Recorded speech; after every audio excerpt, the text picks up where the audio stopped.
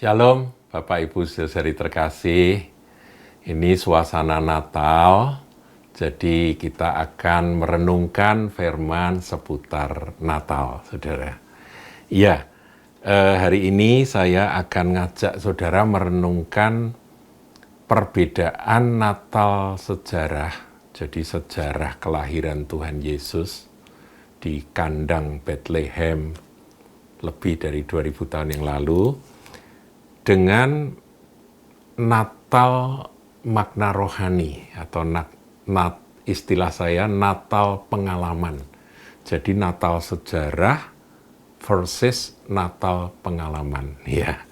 Nah, saudaraku, Natal sejarah itu ya tadi sudah saya singgung, itu adalah peristiwa kelahiran Tuhan Yesus Kristus.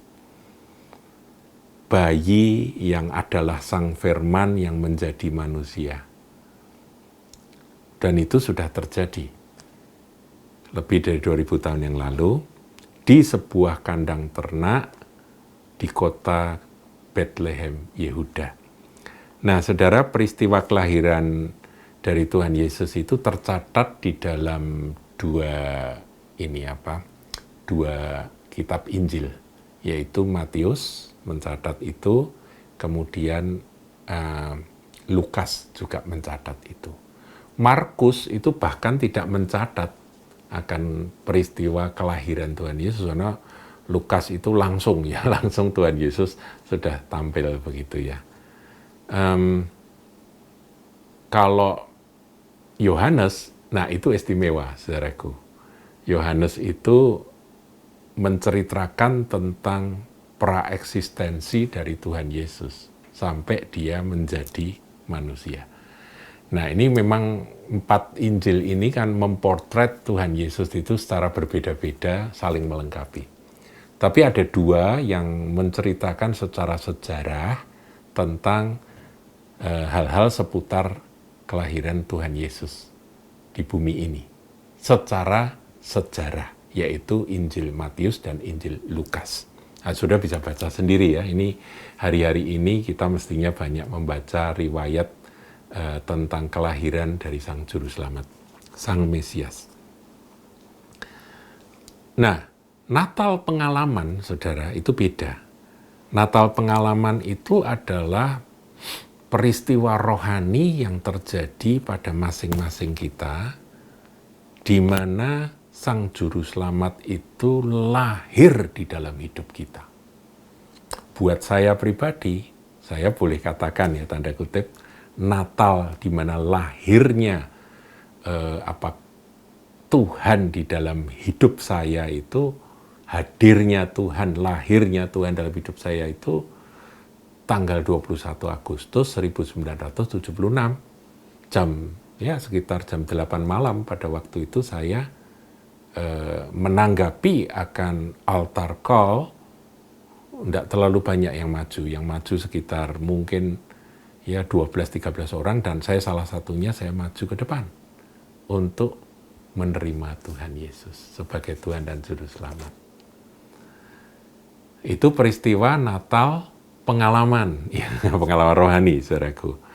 Nah, peristiwa rohani yang terjadi dalam hidup saudara dan saya ini harus ada, saudara. Kita jangan mau jadi orang Kristen kalau ditanya, kamu merayakan Natal? Iya, ngerayakan. Apa itu Natal?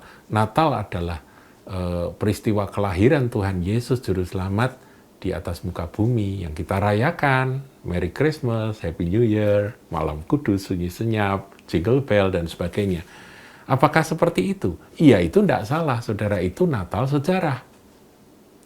Tetapi sudahkah saudara dan saya punya Natal pengalaman? Natal yang Anda alami di mana Tuhan Yesus hadir di dalam hidupmu, hidupku.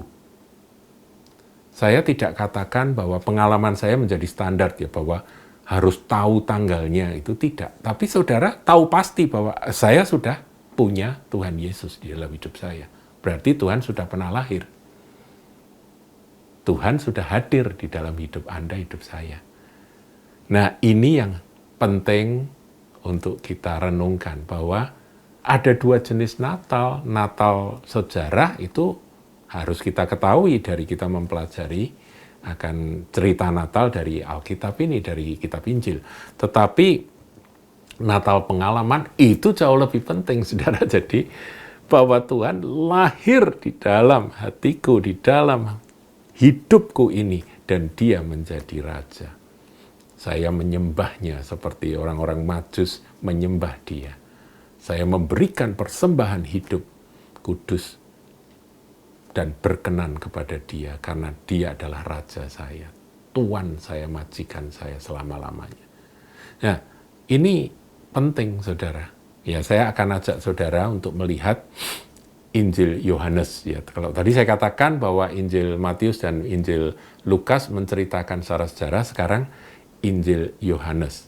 Yohanes menceritakan kelahiran Yesus tidak dalam makna sejarah, tapi lebih siapakah bayi yang lahir itu. Bahkan praeksistensi sebelum dia lahir itu sebetulnya dia itu siapa.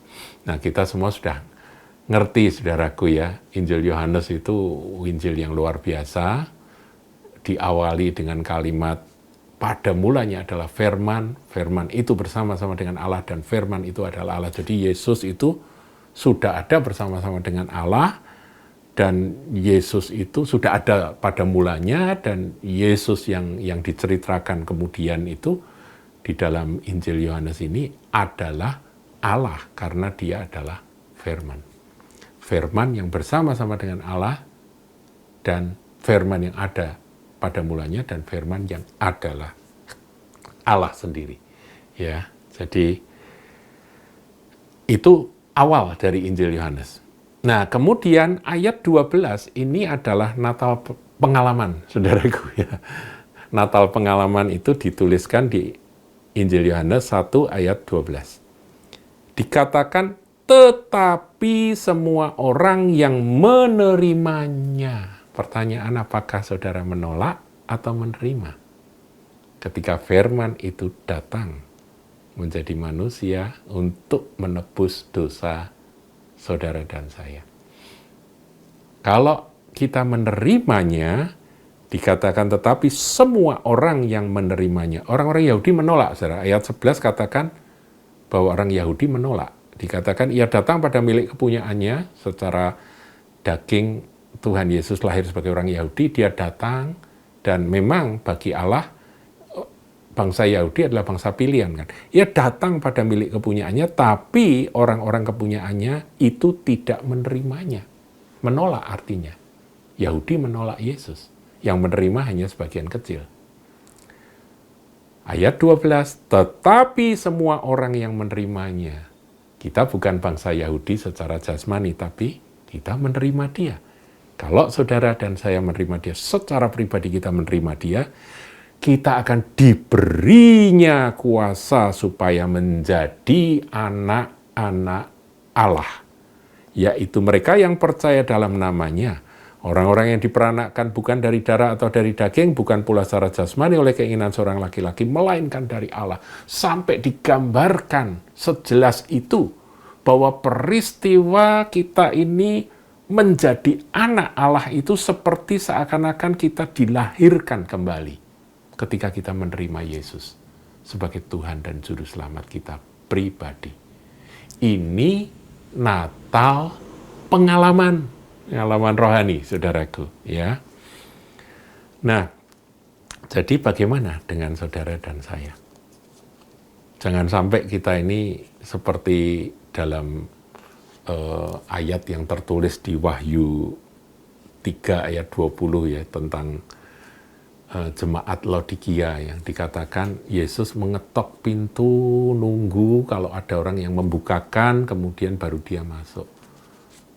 Itu gereja loh, saudara, tapi Yesusnya ada di luar. Jangan sampai kita seperti itu. Kita ini bait Roh Kudus, tapi Tuhan Yesusnya ada di luar. Itu kan ngeri sekali, saudara. Kalau kesempatan masih ada hari ini, mari kita terima Tuhan Yesus. Kalau bagi Anda yang belum pernah menerima dia sebagai Tuhan dan Juru Selamat secara pribadi. Ini bukan soal kita lahir Kristen, bukan soal tali pusar kita dipotong dengan Injil Yohanes. Bukan, saudaraku. Nggak ada urusannya kita lahir anak pendeta, lahir anak majelis. Nggak ada urusannya. Apakah saudara dan saya sudah bertobat dan menerima Dia sebagai Tuhan dan Juru Selamat? Itu yang terpenting. Kalau itu terjadi, maka Yohanes 1 ayat 12 tergenapi, yaitu semua orang yang menerimanya diberinya kuasa supaya menjadi anak-anak Allah, yaitu mereka yang percaya dalam namanya. Nama Yesus Kristus Tuhan dan Juru dunia. Haleluya. Saudaraku, tadi saya singgung tentang itu ya, Tuhan berdiri mengetuk itu ya, di dalam gambaran apa itu yang dikisahkan, dinarasikan di dalam Wahyu 3 ayat 20, Jemaat Laodikia. Itu ngeri sekali, saudara. Itu gereja, tapi Tuhan ada di luar dan ingin masuk, tapi tidak bisa. Sibuk sendiri di dalam. Jangan sampai kita seperti itu. Dipenuhi dengan hal-hal yang lain, sampai Tuhan Yesus sendiri tidak mempunyai tempat di dalam gereja itu, di dalam tubuhnya. Nah, saudaraku, bagaimana caranya kita bisa menerima Dia? Tuntunannya seperti apa? Kalau ada saudara yang mendengarkan akan suara gembala ini dan belum pernah menerima Yesus sebagai Tuhan Juru Selamat pribadi, mari saudaraku, tuntunannya seperti ini. Ayat 9 dari Roma 10. Sebab jika kamu mengaku dengan mulutmu, jadi mulut ini perlu mengakui, bahwa Yesus adalah Tuhan. Jadi ucapkan, Yesus, Engkau adalah Tuhanku. Dan percaya dalam hatimu, jadi bukan hanya di mulut tapi juga di hati, saudara. Hati percaya. Bahwa Allah telah membangkitkan Dia dari antara orang mati. Aku percaya Engkau telah bangkit dari maut. Maut itu adalah musuh terakhir dari manusia. Maka kamu akan diselamatkan. Tuhan berjanji kita akan diselamatkan. Mulut mengaku, hati percaya. Hati percaya, mulut mengaku. Karena dengan hati orang percaya dan dibenarkan, dengan mulut orang mengaku dan diselamatkan. Jadi saudaraku, mari kita menerima Dia supaya kita boleh menjadi anak-anak Allah. Tuhan Yesus memberkati.